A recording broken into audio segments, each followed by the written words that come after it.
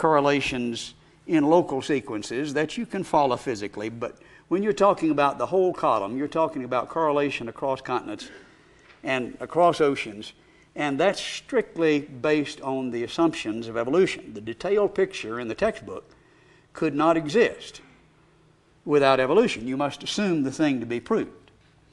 I think it is useful as a model, but I think we can look at a number of problems with this. Some perhaps you hadn't thought about.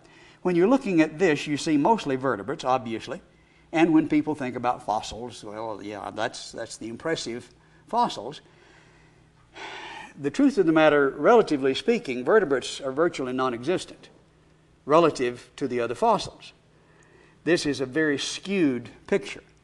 The fossil record, 95% of it, involves marine invertebrates, animals without backbones, and they're in the ocean.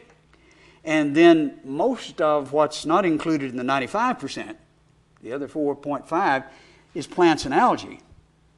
Far less than 1% involves the vertebrates, 0.025%, about 1/100th of 1%. And so when we're talking about this 1.5 miles of sediment that's covering the continents, we're looking primarily at marine invertebrates. Well, why isn't that represented in the geologic column? Somebody might get the idea we're talking about a flood deposit here, a marine flood deposit. Well, yes, that's what it looks like when you represent it correctly, but they don't. The founding fathers of geology all understood that this was a flood deposit, and that's not represented in the textbook as well. Nicholas Steno is referred to as the father of modern stratigraphy. He's one of the heroes of geology, and he'll be in all of the textbooks. Quoting from Dotton Batten's textbook, Evolution of the Earth, besides correctly interpreting fossils, the result was formulation of the most basic principles for analysis of Earth history. Steno showed great insight. Almost 300 years ago, he came up with the explanation that we still use today, and he came up with the means of interpreting the strata. And you have to memorize his 12 axioms or you're not going to pass stratigraphy. And if you get a stratigraphy student who's halfway through the course, he can just rattle them off, all 12 of them, because that's the way you do it. They haven't really improved on it that much. He says, Steno's axioms provide the ultimate basis for practically all interpretation of Earth history, so their importance can hardly be overemphasized. What they don't tell you is that he thought the whole deposit, 1.5 miles in the average, covering the continents, was done in a year-long series of catastrophes produced by the flood. Here is a picture of his book. When I was doing work at Cambridge in England, they had one of the original editions of his book under glass in the Oxford Library, not in the Oxford, in the Trinity Library. The flypiece dedication page says, dedicated to the proof of the Noachian deluge. Now that's where he was coming from, which they don't tell you. One of the things people say when you mention the idea of, well, maybe a flood did this, is, well, that's crazy.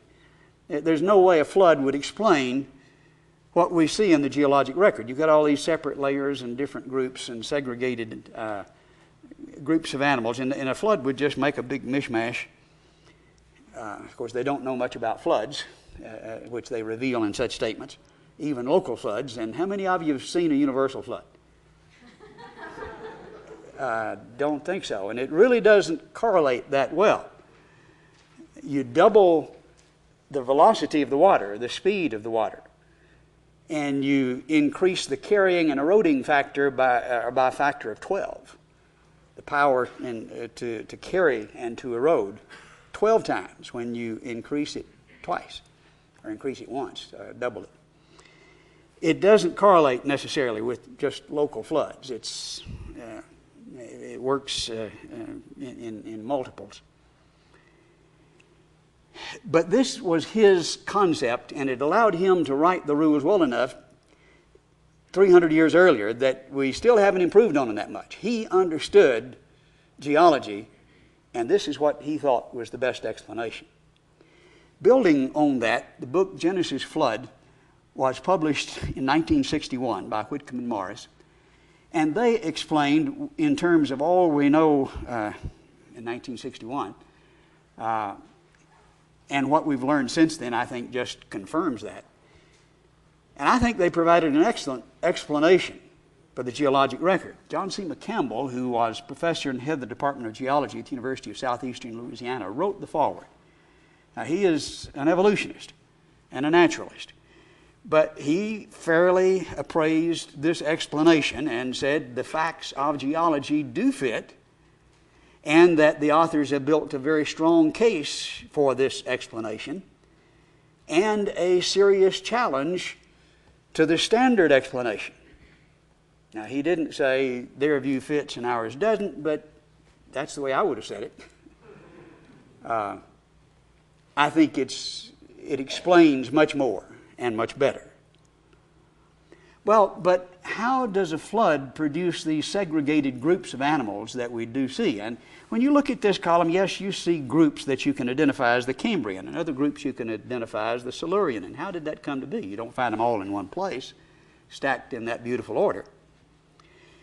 Well, when we look at the way animals live in the world today, we see natural habitats segregate, so that typically you don't find bears and lions living together, do you?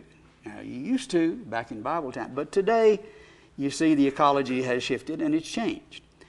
I think the flood buried animals where they lived, and they lived separately from other animals. You don't typically find antelope bones in a coral reef, not because they're millions of years apart, they just live in different places. And as the floodwaters, a worldwide flood, engulfed the world, it would bury organisms where they lived, and we would see that as the floodwaters rose and buried these animals, they would preserve that habitat in which they lived, and I think it simply reflects the environment in which you found the world at the time of the flood, and it buried it that way. The different groups were buried separately, not because they're millions of years apart, but because some of them lived on the ocean bottom, and some of them lived up on the edge of the ocean, and some of them lived in the swamps, and some of them lived on the plains. Not all stacked in one place, different places around the world. But typically, if you find a swamp here and an ocean bottom over there, which one is going to be lower? Usually, the ocean bottom. Not always. And so a general order would be predicted, but certainly not this skewed, arranged